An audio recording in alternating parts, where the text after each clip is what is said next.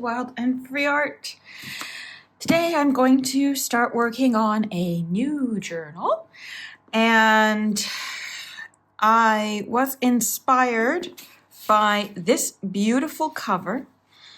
This is an old book, but it's truly falling apart. I mean, the end papers just completely came off. They're so delicate, so beautiful, and truly vintage ephemera right there. It's an old copy of an Italian classic called I Promessi Sposi, and it means the betrothed, and it's already in barely in one piece type condition as it is. So I thought it would be a good book to use for its cover. And of course, I also want to keep some of its history with it. So I'm going to try and very carefully remove the pages as well and pick the papers that I would like to use inside. And then just a question of decorating it and whatnot. I'm going to go with this beautiful baby blue kind of theme that we have here. I'm going to go with a very spring theme. I just spent a lot of time working on a winter journal, and I think I'm wintered out. Plus with Imbolc and the changing of the season and all of that, and the beginning of spring coming, it just felt like the right time to start a spring kind of themed journal. And I had in my stash these papers, which are focused on dandelions, which are one of my favorite misunderstood flowers. And I think the blues in here and the browns and stuff, they just perfectly combine with the colors of the cover. So I'm definitely going to be using some of these pages. Probably I'm going to sew them together because these are just one-sided pages and they're quite white on the other side, and I don't feel like going and dyeing them and doing all of that. And I want a lot of texture and softness in this book. I've also gathered some other bits that I have. These are some of my red cabbage dyed papers, where the blue is also, again, quite similar to this, plus the green tones of the onion skin ones as well. It just fits the vibe, in my opinion. I also have this, which was a wedding invitation. It was so beautiful, and it's got like this little pocket in there. And so I definitely want to find a way to use this, even if it is a darker blue color. So in order to incorporate the darker blue, I also have this, which I may or may not use. It's blueprint paper, so graph paper, but blueprint paper. So I might use this for like making some pockets or whatnot to bring some of the same darker tones in, just as like little pops of interest. So yeah, this is the idea so far on how to do this. I will definitely need to remove the covers and remove the spine because I'm afraid it won't be salvageable. However, I might be able to use it to create a tag or a bookmark, possibly. Not 100% sure, but I'll definitely give it a go. So I think my first step is to very carefully remove these beautiful end papers and find, I mean, it's not really that much work really to pull out the binding. Look at that, vintage string, might keep that. If I look at this book was gifted in a school year, so the 1877 to 78 school year. So this book is at least 150, if not more. How's my math? More. 170 or something years old, so it's old. Which means that it will probably be very simple to pull out the signatures once you find them. So the first signature right here, looks like. This is it. That's it. Okay. Here's the string. The binding is still in good condition. Here's the string. There we go. Still holding something. Okay. So I'm definitely going to also be using some of these pages because it's part of this book's history, and that's what junk journaling is all about for me. It's also capturing the history and the story of each item.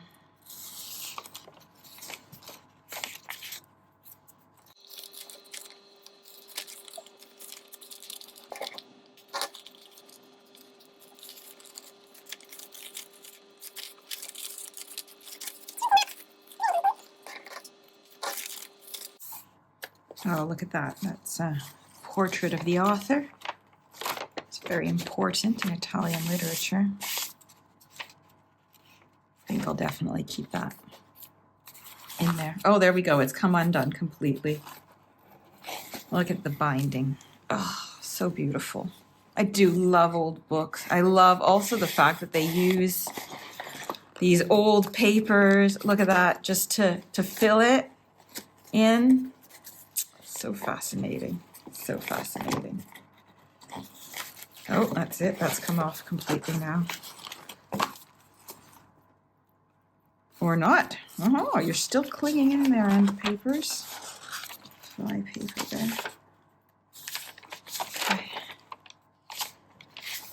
I think I'm going to finish taking this book apart off camera because it'll probably take a while since I'm trying not to rip any of the pages, and I want to keep the cover as intact as I possibly can.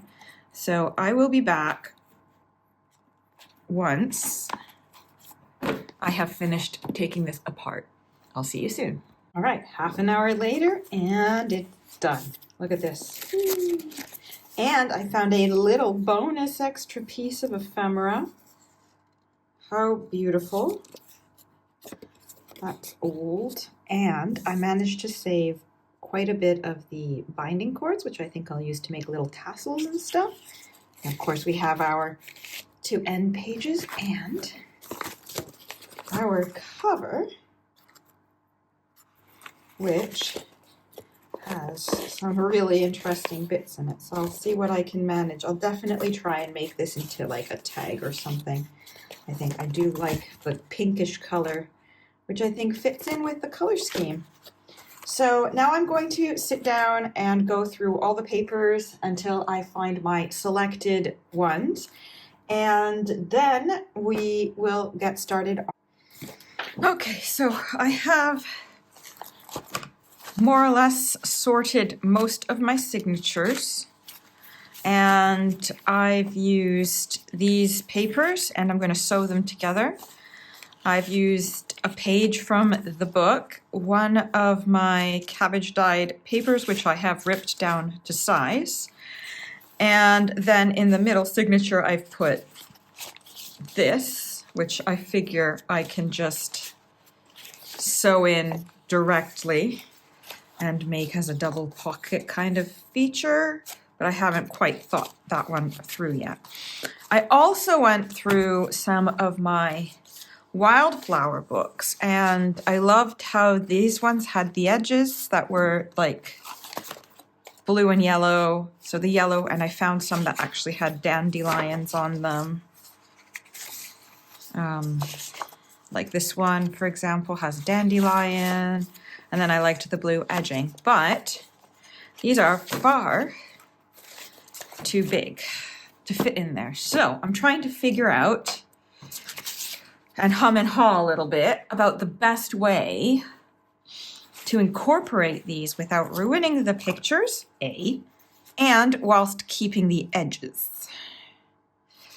So my thought was maybe one of the things I could do was tear it here to shorten it on this end. And then that would lead to a smaller one. So I'll take one as a test run. And then I can just hinge them together with some washi tape because I'm going to have to use some washi tape, I think, to hinge together some of those original pages because they already have holes in them. So what if we trimmed this piece off like so?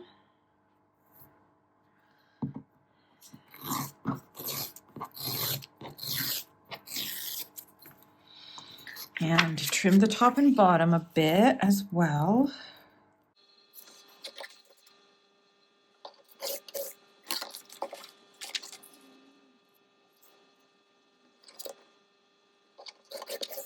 Okay, let's see, it still might be a bit too wide. Okay, yeah, that's still way too wide. Another option is to trim that off, but then, or just fold it. Then you can use it to decorate like a little tuck. On the other side, we'd still have the color. So something like so.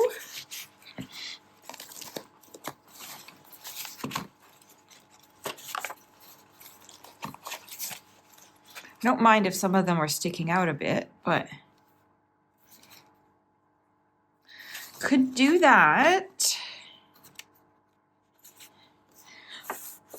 And the other alternative is to just tear it off and then glue it with the blue strip just glued here on that side, which might be an option. So I think I'll do some like that and some with gluing the strip so that we don't overdo the tuck spots and whatnot. I mean, you can never have too many, right? And then you can just decorate that or whatnot. Yeah, so got 8 signatures. I'll do 4 blues,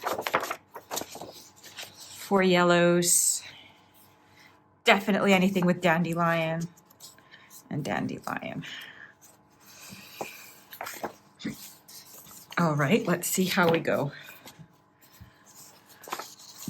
So I'm going to rip these and size them off screen for you, and then I'll be back and I'll show you the results. All right, so I have figured out how to hinge and put everything together. So I thought I would just show you how I did one, and then, you know, that way it might give you an idea as well. So I took these and I did pretty much the same thing that I just did before, except I kept the papers together rather than tear them apart. And there's a reason for this, because I figured, since it's all about wasting as little as possible, that there was a way to reuse parts of the actual page to hinge together the 2 new parts. So that's basically what I've been doing with the middle piece, and I'm sure it will make more sense once I actually show you. So my job here first is to just tear everything down, just like I did before. And then here, I'm going to take this part, which has the 2 pieces still together. So basically you've got that, right? So I've got that. And I am going to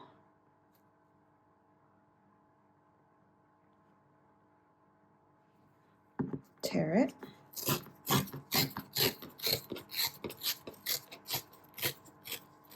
Set it aside. Then I'm going to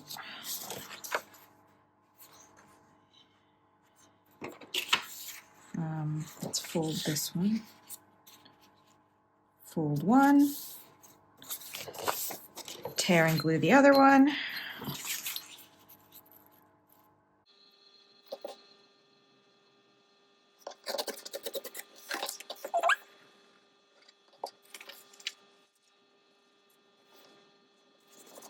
Just to get a little hint of that color underneath. And I have the color there. And then it was time to start putting together the pieces. So what I did was I would get one yellow that was sticking out, and then in this case, I'm going to have a blue folded over. Because the last one I had was that one sticking. Okay, just trying to keep in order. And basically what I did was I took the piece that we've already taken off that has the hinge and the fold and everything. I have glued it.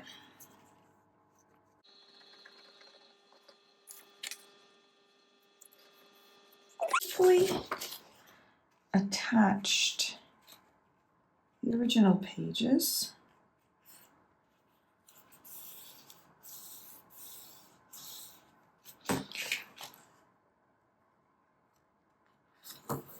Okay, and then I'm going to add on the inside some of the washi tape.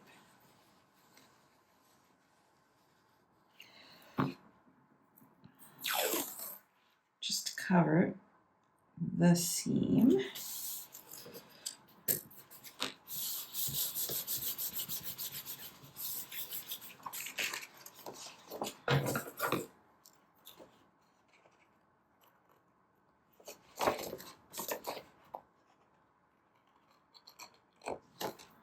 Okay. And just give this a fold. And you have one ready to go into your signature.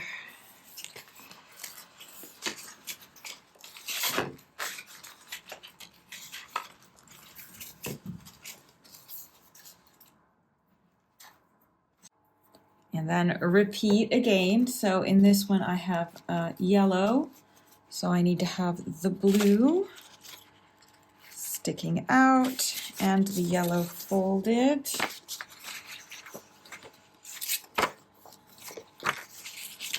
And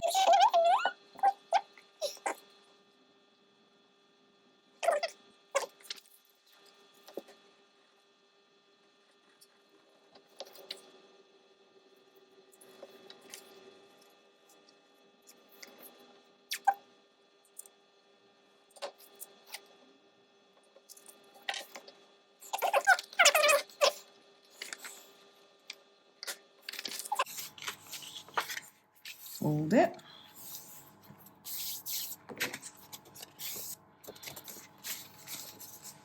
Pop it in.